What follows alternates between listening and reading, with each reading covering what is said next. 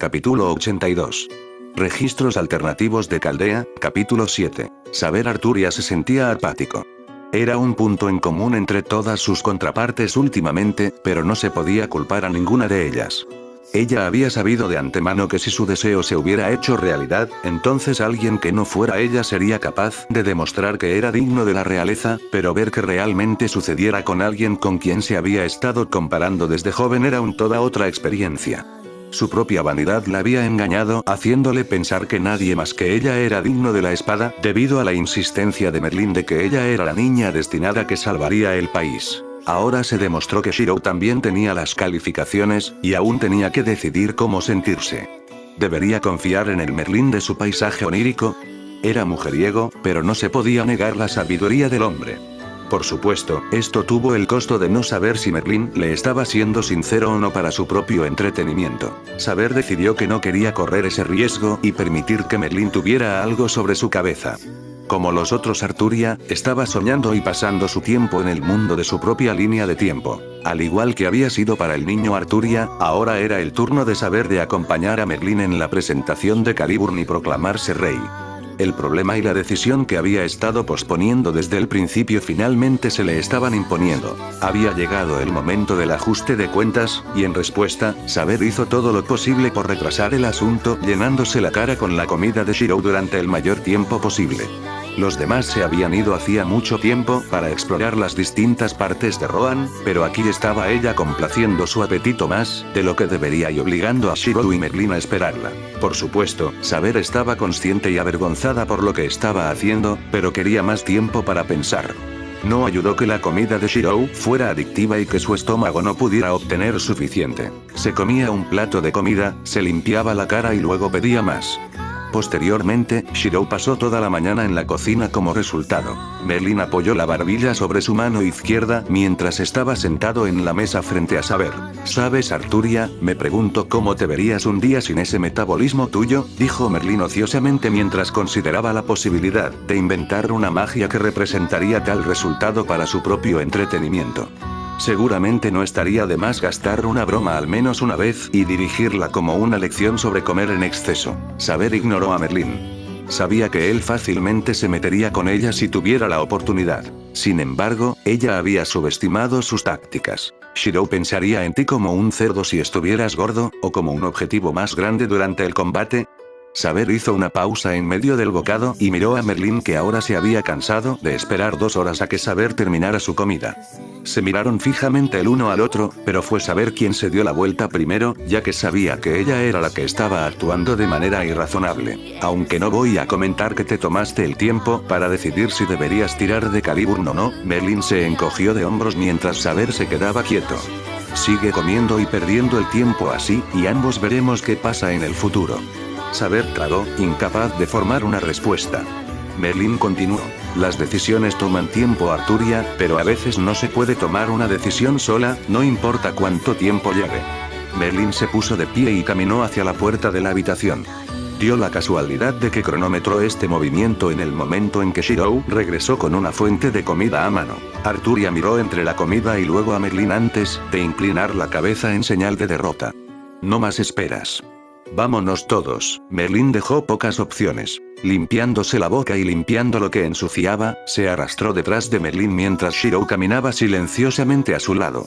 Shirou debió haber creído que era un momento solemne en su vida, ya que no se molestó en tratar de distraerla con una pequeña charla. En cambio, asintió con la cabeza hacia ella en lo que solo podía ser tranquilizador. No sabía cuán conflictiva estaba ella sobre si sería rey en esta vida. Su mismo deseo sobre el Santo Grial era deshacer sus fracasos durante su reinado como el rey prometido. Después de todo, Merlín no perdió el tiempo en guiar a todos hacia Caliburn, y en el momento decisivo, inclinó la cabeza e hizo señas a Saber para que tomara una decisión. Saber frunció los labios, sus ojos se dirigieron hacia Merlín y luego hacia Shirou, quien optó por pararse al lado del mago. No, así no era como se suponía que debía ser. Al final, Saber había tomado su decisión. No sería rey. ¿Cómo iba a hacerlo cuando ya lo había intentado y había fallado? Ahora que sabía que Shirou era digno, quizás él podría hacer lo que ella no podía. Sin decir palabra, Saber tiró del brazo de Shirou y tiró de él hacia Caliburn junto con ella, para su sorpresa. Se paró frente a Caliburn, Shirou a su lado y, sin embargo, Shirou no mostró indicios de revelar su valía. Por el rabillo del ojo, notó una forma de contracción en la frente de Shirou. Shirou era inteligente. Debería haber podido inferir lo que ella quería de él arrastrándolo con ella. Si él no iba a abordar el tema, ella lo haría. Saca la espada, Shirou, dijo Saber directamente. Merlin tarareó para sí mismo en respuesta mientras Shirou suspiró. ¿Por qué? Shirou eludió el tema y evitó hacer contacto visual. Este es el momento en el que has estado entrenando toda tu vida. Sabré se hizo con retrasos. Ella ya se había retrasado lo suficiente. Por lo tanto, tomó aliento y le dijo una respuesta que no podía refutar. Lo vi, dijo Saber solemnemente, mordiéndose el labio inferior. Caliburn te eligió a ti. Tú eres el digno rey. No yo. Shirou escuchó lo que Saber tenía que decir, pero al final, negó con la cabeza, sus ojos color bronce aparentemente la miraban fijamente como si comprendiera.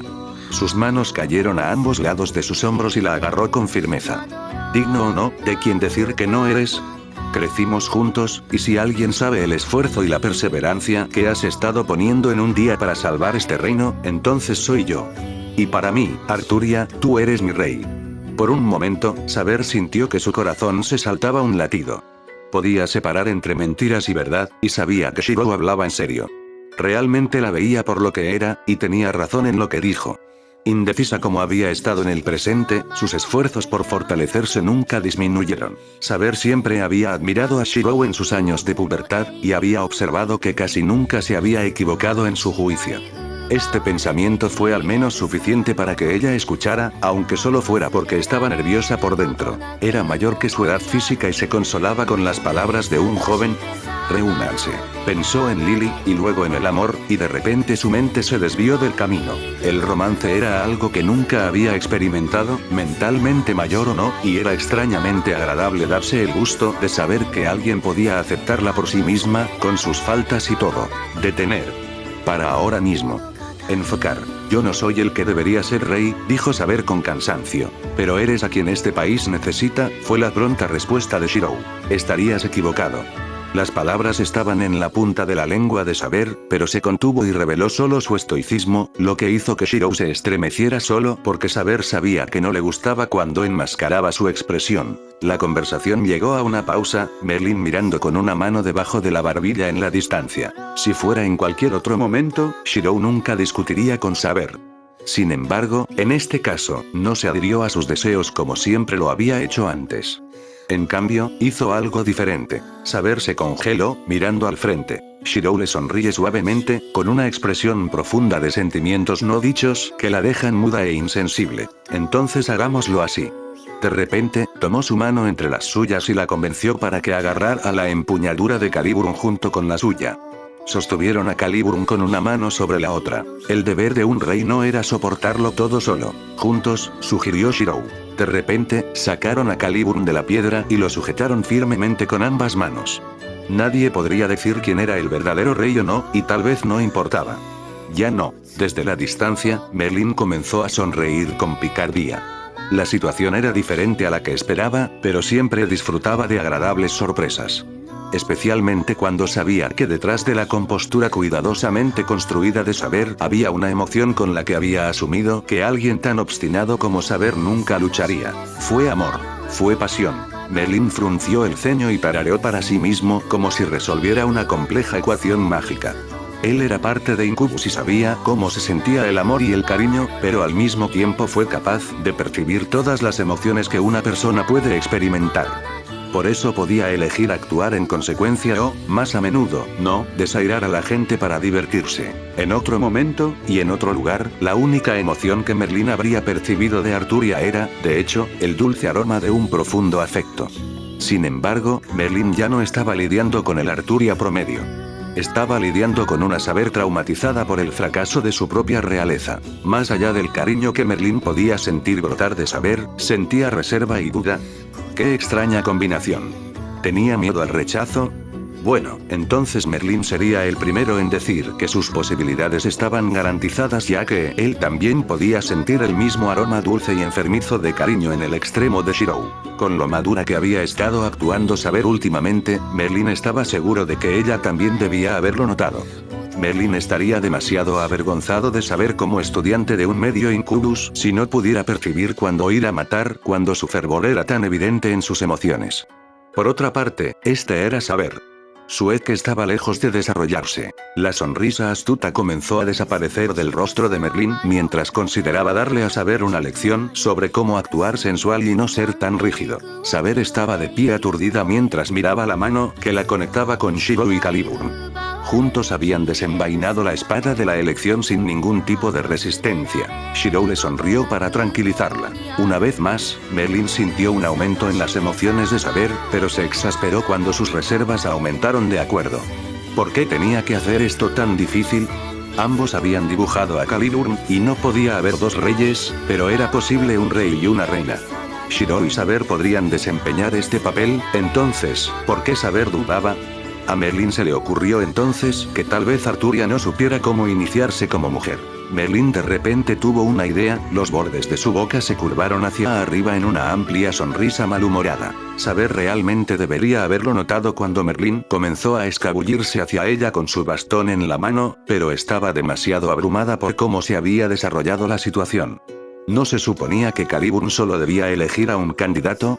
Entonces, ¿por qué permitió que ella y Shirou la dibujaran al mismo tiempo? Un rey y una reina. La espada del emparejamiento.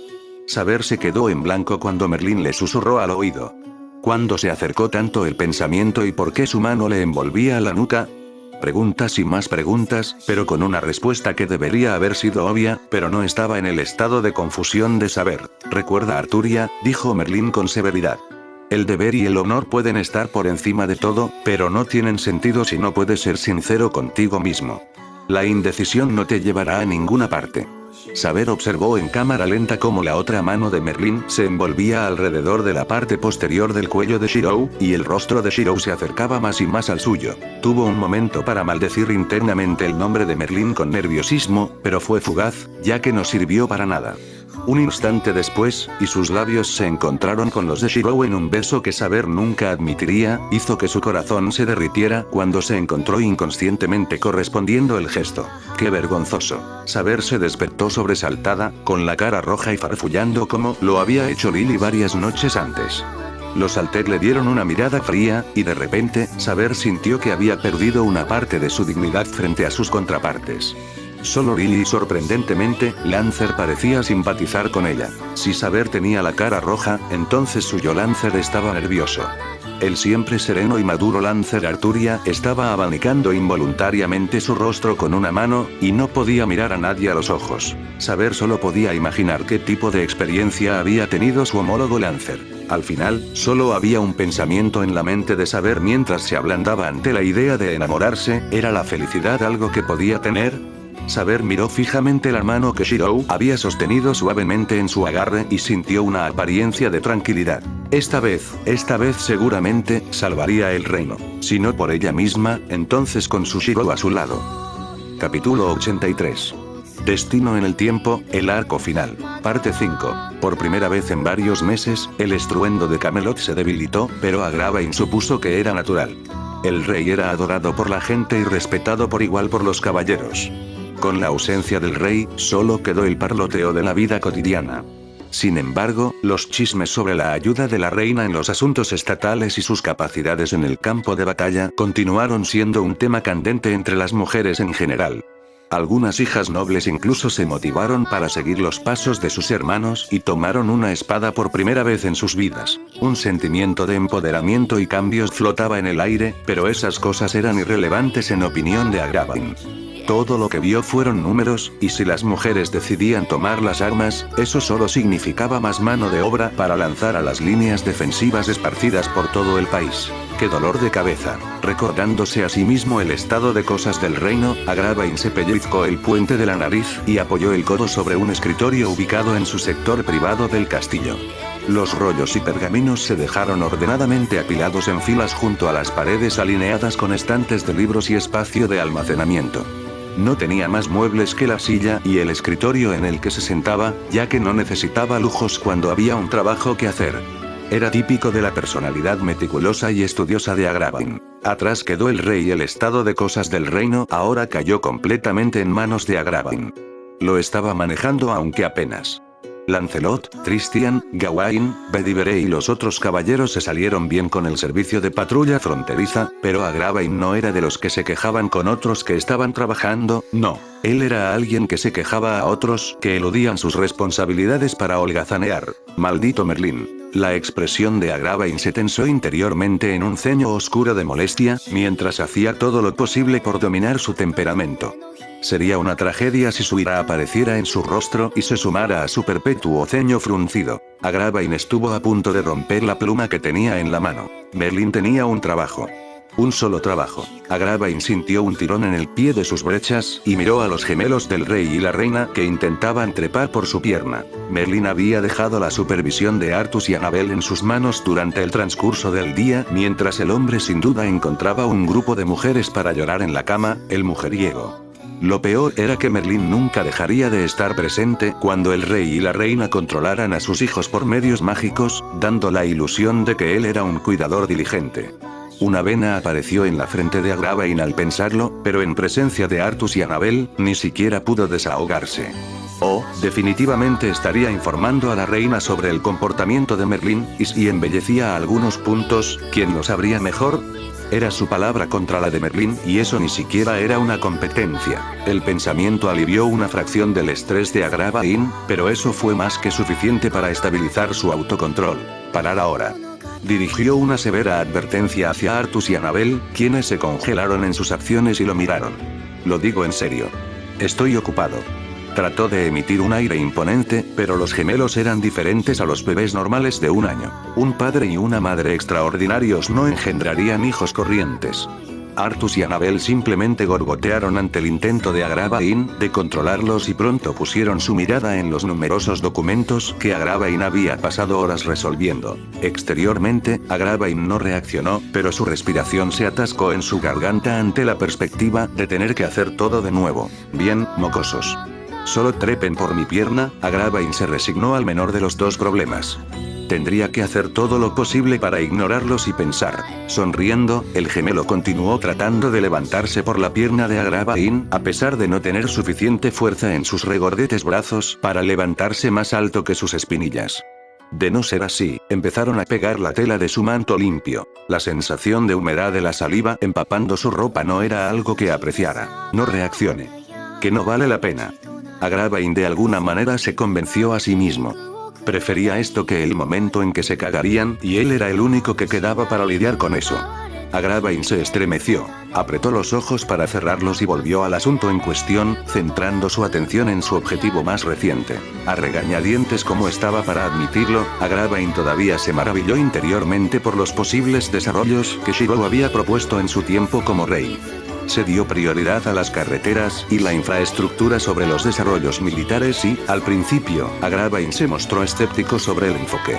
Estaban en guerra y las líneas del frente necesitaban un suministro constante de raciones y equipo.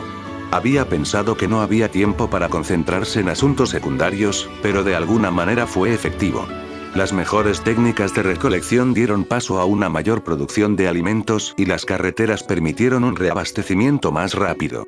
La mejor parte fueron los efectos secundarios. Al centrarse en los ciudadanos y el crecimiento del reino, la esperanza para el futuro surgió en la gente constantemente bajo la sombra y la opresión de la guerra.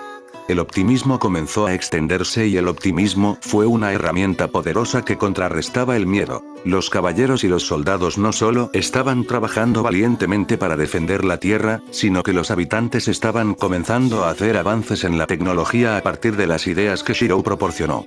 Los vagones de transporte pudieron transportar cargas más grandes mediante la introducción de estructuras metálicas y suspensiones para permitir la distribución de una mayor fuerza. Camelot estaba vivo y próspero. No era de extrañar por qué el estruendo se había calmado con la partida del rey, y por eso Agravain tuvo que trabajar más duro. Independientemente de los logros de Shirou, Agravain se creía obstinadamente capaz de hacerlo mejor. Superó en gran medida a Shirou en términos de administración, pero Shirou lo derrotó en términos de innovación. Agravain se enorgullecía de ser el más experto en ayudar a Arturia en asuntos políticos y administrativos, pero últimamente había estado sintiendo que sus capacidades se debilitaban. Esto tenía que ser rectificado de inmediato, y lo haría permitiendo que Camelot prosperara incluso sin Shirou cerca. Esta fue su mayor prueba y juró que no fallaría. Además, ver crecer y desarrollarse el reino era agradable, si tan solo su estado de ánimo no estuviera a punto de irse a la mierda en unos pocos segundos. Con lo agradable que había sido la vida para él en los últimos años, fue solo ahora que se vio obligado a recordar la naturaleza original de su puesto. La calidez y la emoción despreocupada que había tardado años en brotar desde dentro de Agrabah Inn, se enfrió abruptamente hasta los huesos. Vio como una carta sellada por una insignia de cera con la imagen implícita de un cuchillo largo manifestado abruptamente frente a él. Había sido entregado a través de la magia, y casi de inmediato, Agrabah Inn vio a Merlín animándose desde donde estaba tratando de seducir a un grupo de sirvientas en el patio a la vista de la oficina de Agrabah Inn. Artus y Annabel se detuvieron en sus acciones y miraron la carta, pero Agrabah Inn bloqueó casi instintivamente su vista y mantuvo a los mocosos alejados. La magia oscura estaba imbuida sobre la superficie de la letra y no quería correr el riesgo. Sabía de quién procedía esta carta. No era más que un recordatorio, una señal para que él supiera su lugar y, sin embargo, no pudo evitar tensarse. Tomó la carta en su mano y contempló cómo los rastros de magia dejaban la carta por completo. Morgan siempre fue una bruja cuidadosa. Artus y Annabel lo miraron con curiosidad, pero no era como si pudieran entenderlo. De repente, la puerta de la oficina de Agrabah Inn se abrió después de un educado golpe. Tarareó Merlín mientras fruncía el ceño de manera inusual, su mirada se movía de izquierda a derecha. A menudo puede holgazanear, pero Merlín estaba muy atento cuando se trataba del tema de la magia. Por eso Shirou y Arturia le habían confiado la seguridad de sus hijos. Merlín, Agrabah Inn guardó hábilmente la carta y se encontró con la mirada del mago de la corte sin pestañear. Sin sentir nada fuera de lo común en la oficina de Agrabah Inn, Merlín volvió a su estado habitual y sonrió tímidamente. Mi error, perdón por entrometerme. Con eso dicho, Merlín se dio la vuelta para irse. Llévate a los mocosos contigo.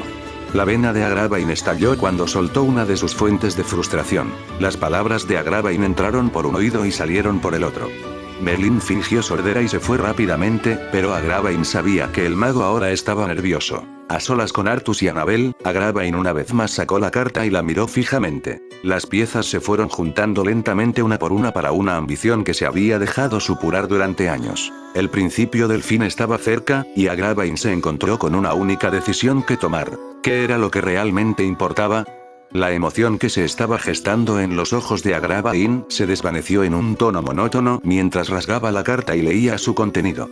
Por el reino. Fuera lo que Edgar había pensado inicialmente que Gale tenía en mente cuando Gale entró por primera vez en la tienda de Edgar, no era una propuesta de paz.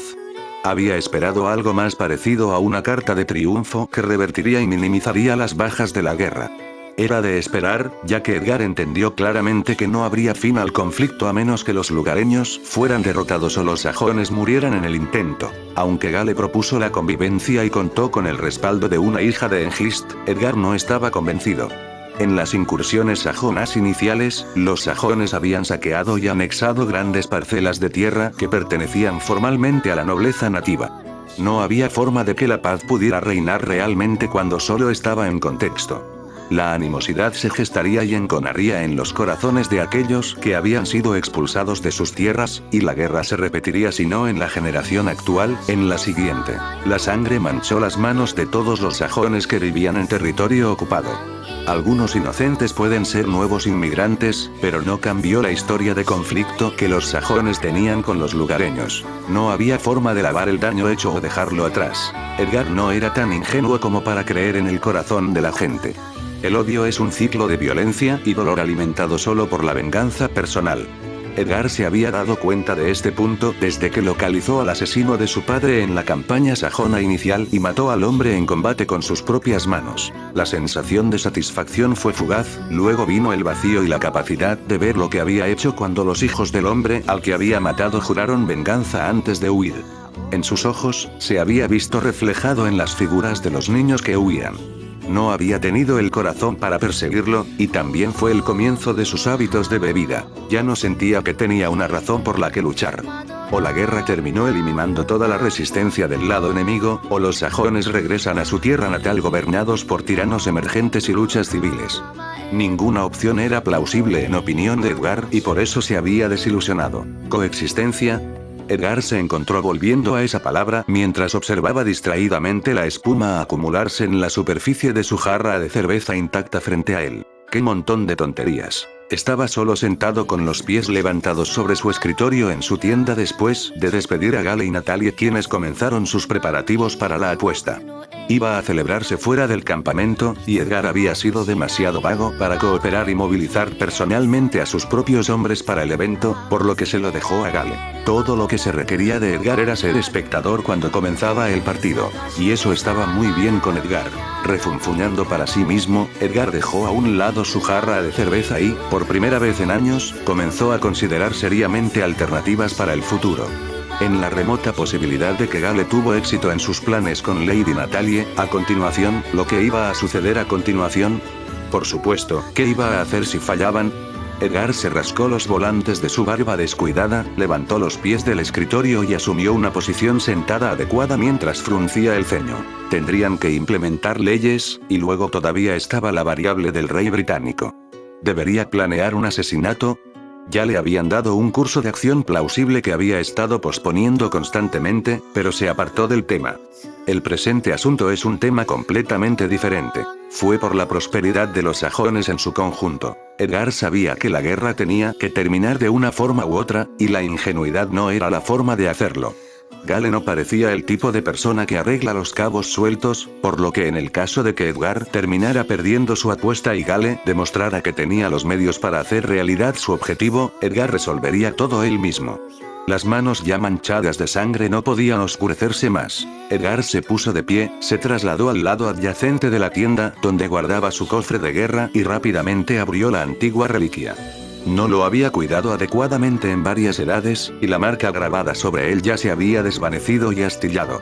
Este era un registro de sus ambiciones pasadas y victorias guardadas para recordarle lo que alguna vez fue. Una vez más, Edgar abrió su cofre de guerra y se puso su manto de guerra sobre las hombreras de su hombro derecho.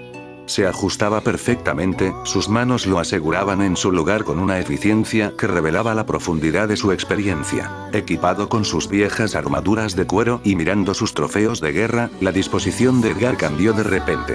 Su estómago se había agrandado la última vez que participó en el campo de batalla, pero sus músculos recordaban los movimientos.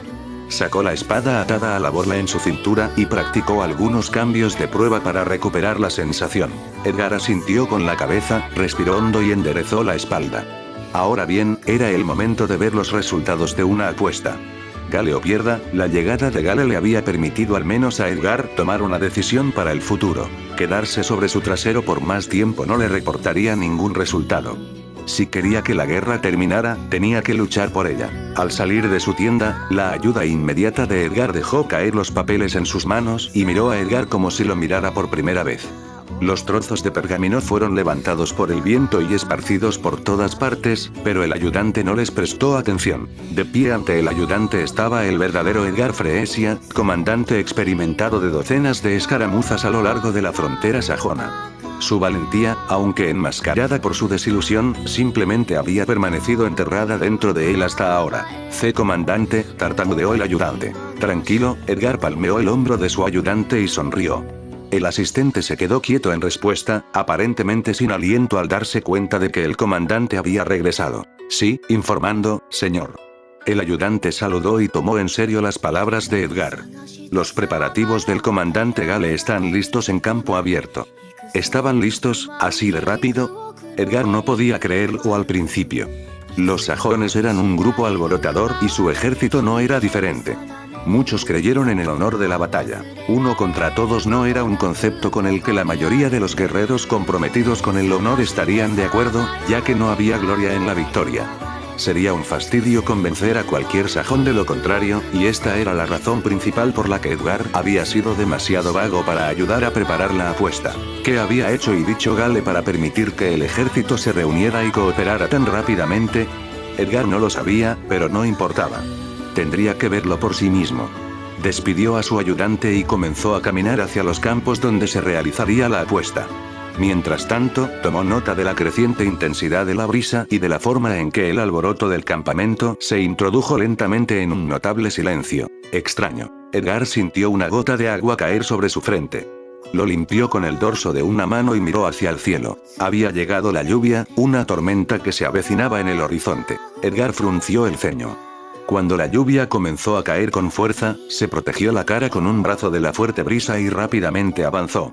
Sería difícil luchar bajo la lluvia debido a la creación de barro y al viento helado. Por lo tanto, Edgar sabía que Gale no querría perder el tiempo. La predicción de Edgar fue acertada, ya que pronto escuchó el clamor de espadas y escudos chocando entre sí a medida que se acercaba al campo. Entonces solo le pareció extraño, ya que recordaba claramente a Gale diciendo que su luchador estaría combatiendo contra el ejército con las manos desnudas y sin armadura. ¿Por qué el metal chocaría contra el metal en tal caso? A medida que Edgar se confundía cada vez más, aceleró el paso, llegó al campo y luego se quedó paralizado de repente. ¡Qué demonios! Había llegado el momento.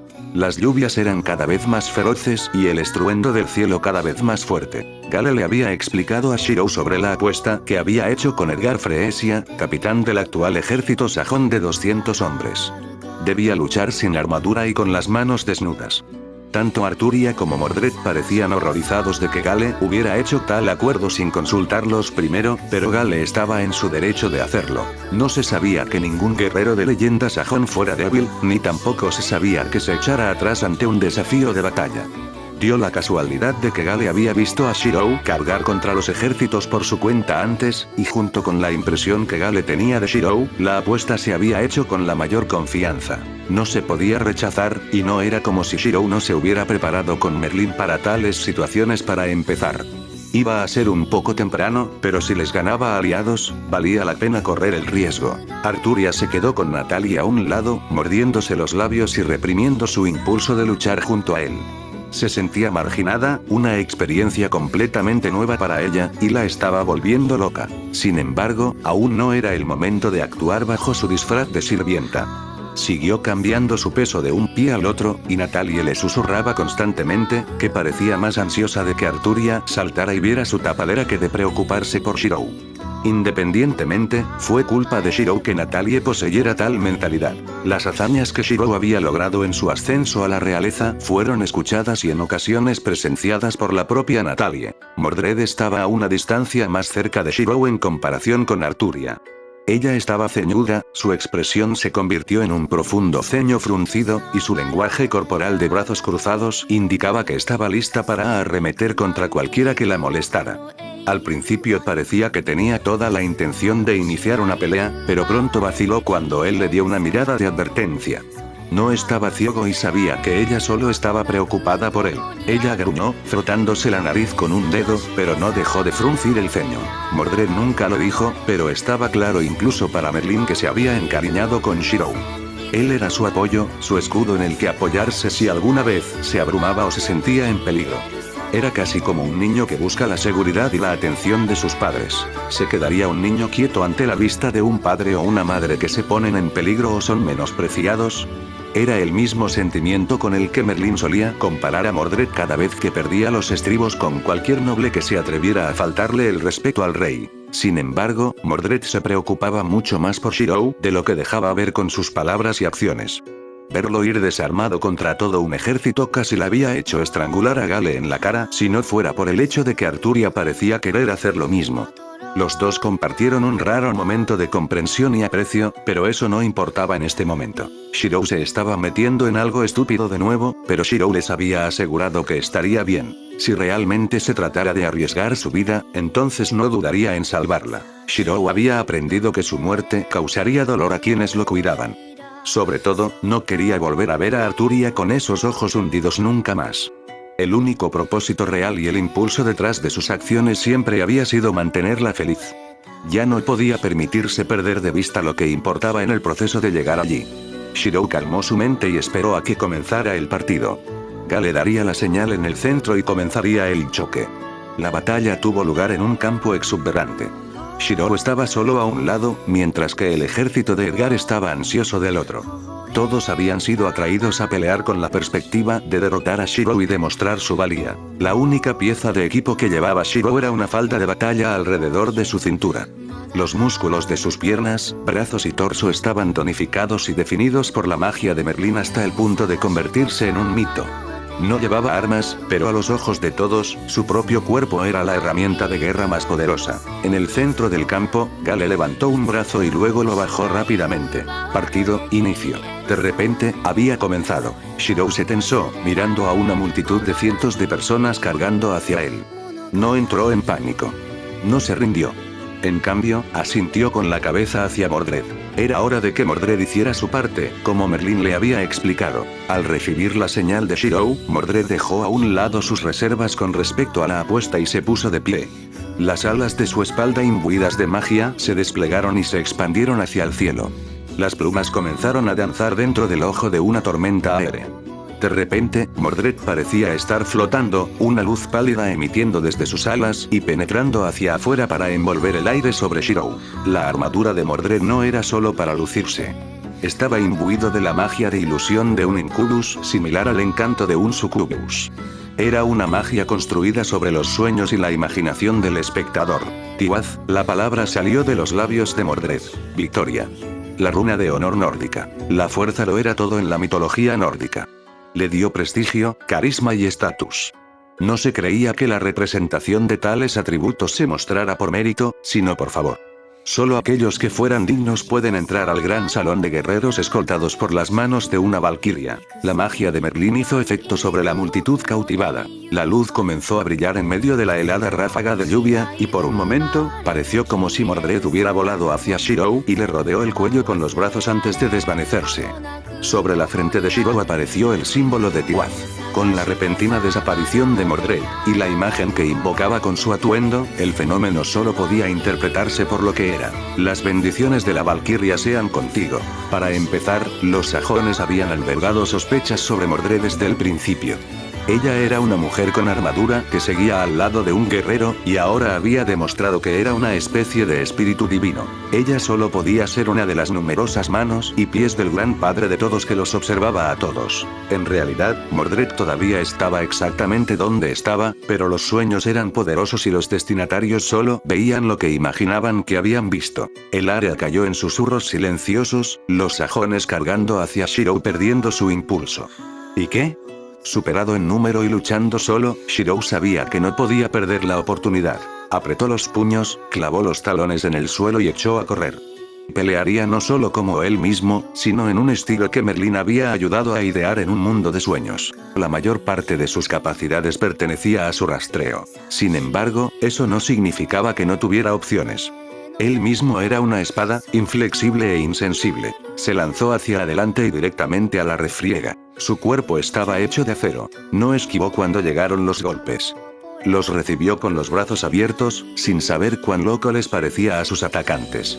Las hachas, lanzas y espadas que pretendían lacerarlo, apuñalarlo y destriparlo no eran más que una decoración en sus ojos. Las chispas cayeron sobre el suelo en un amplio arco con el sonido del metal rechinando mientras los ojos de bronce se estrechaban. Una espada fue atrapada entre dos dedos y aplastada por la misma empuñadura. Eso no es posible, murmuró una sola frase antes de que una mano grande agarrara a la pierna de un hombre y lo lanzara por el campo hacia otros 3 hombres, dejándolos a todos inconscientes. El objetivo de Shirou no era matar. Fue para inmovilizar. De pie en medio de la lluvia, los rayos iluminaron sus rasgos. No fue solo una fuerza abrumadora lo que ganó la victoria, fue la intimidación. Si el enemigo no estaba dispuesto a luchar, entonces, por defecto, la batalla ya estaba ganada. Los sajones intentaron recuperar la compostura racionalizando lo que habían visto, pero fue imposible. Shirou no les dio tiempo a los sajones para recuperarse. Un hombre con las manos desnudas y desarmado contra un ejército no era algo que fuera realmente posible sobre la premisa de la fuerza física únicamente. Incluso Lancelot lucharía y ese hombre era un monstruo en combate.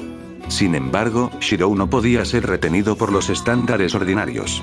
A diferencia de Lancelot, el Peerlesknig, Shirou era un magus, un espadachín mágico a los ojos de su reino. El reino no protegió al rey, el rey protegió al reino. La magia de Shirou siempre había estado orientada al combate más que a la investigación. 13. On.